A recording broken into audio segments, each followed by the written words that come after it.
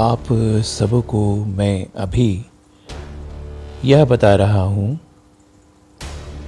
कि पूर्व जन्म का जो फल होता है वो किस रूप में व्यक्ति को कैसे झेलना पड़ता है। मैंने पहले आपको बताया है कि राहु यदि पहले भाव में हो तो वो क्या इशारा करते हैं, दूसरे भाव में हो तो क्या इशारा करते हैं, और आज मैं बताने जा रहा हूँ कि तीसरे भाव में राहु कमज़ोर होकर बैठे हों तो वो क्या इशारा करते हैं कि आप पूर्व जन्म में कैसे रहे होंगे और इसका फल क्या होगा। जिसकी कुंडली में या हाथ में राहु कमज़ोर होकर तीसरे भाव में बैठे हों वो व्यक्ति पूर्व जन्म में अत्यंत उद्दंड और बदतमीज रहे होंगे, और ऐसे व्यक्तियों का हश्र यह होता है कि वो इस जन्म में दुर्घटनाओं के शिकार हो जाते हैं। जैसे आपने सुना होगा कि अमुक व्यक्ति के साथ ये घटना घट गई, किसी व्यक्ति के साथ भी ये घटना घटती है और समूह के साथ भी ये घटना घटती है। जैसे भूकंप में कई लोग दुनिया छोड़ देते हैं या किसी प्राकृतिक आपदा में ऐसी घटनाएं घटती है कि काफ़ी लोग उससे हताहत होते हैं।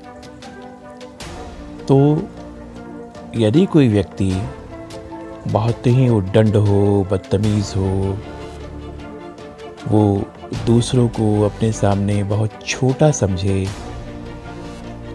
वो इंसान की इज्जत 2 कौड़ी के बराबर रखे, तो ऐसे व्यक्ति अपनी इन्हीं आदतों की वजह से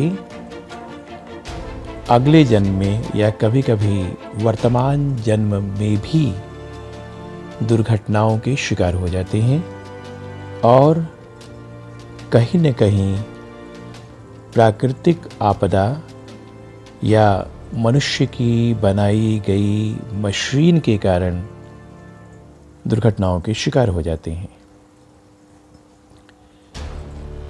यह पर्सनली भी झेलना पड़ सकता है और समूह के रूप में भी झेलना पड़ सकता है, लेकिन इससे इतना ज़रूर अंदाज़ा लगा लीजिए कि जो भी इस तरह के शिकार होते हैं वो अपने पिछले जन्म में बहुत ही उद्दंड और बहुत ही बदतमीज रहे होंगे।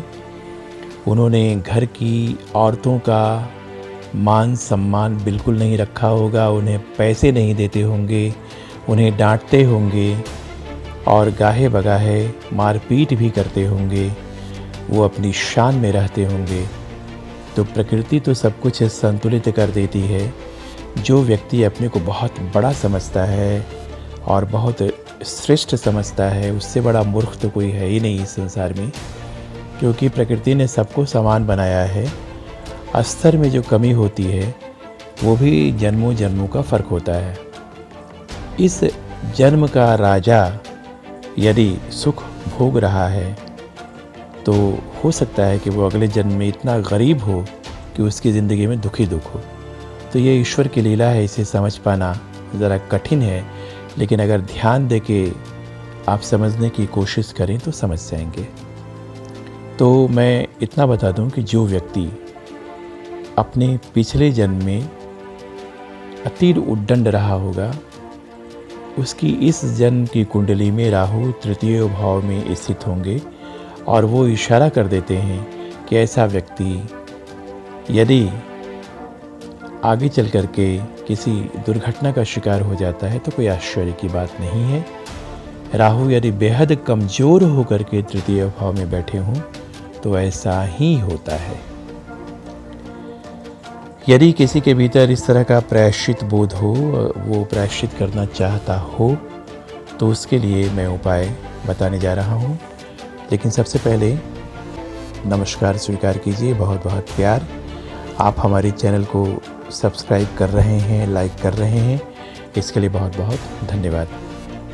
ऐसे लोग जिनकी कुंडली में राहु कमज़ोर होकर तीसरे भाव में हों, या हाथ से भी जिनके राहु तीसरे भाव में हों कमज़ोर होकर, तो उन्हें अपने गरीब दोस्तों की सहायता करनी चाहिए, बुज़ुर्गों का सम्मान करना चाहिए, शनिवार को कुछ न कुछ दान ज़रूर देना चाहिए किसी गरीब को, और साथ ही साथ हमेशा इस बात का ध्यान रखना चाहिए कि कोई उनका दोस्त गहरे संकट में तो नहीं है। यदि संकट में है तो उन्हें अपने कदम उसकी मदद के लिए बढ़ा देना चाहिए। तो इस तरह से व्यक्ति प्रायश्चित करके ऐसी दुर्घटनाओं के शिकार होने से बच सकता है। और जहाँ पर आपको हमारी सलाह की ज़रूरत हो, आप हमसे सीधे संपर्क कीजिए, हम आपकी यथेष्ट सहायता करेंगे। धन्यवाद, प्यार, नमस्कार।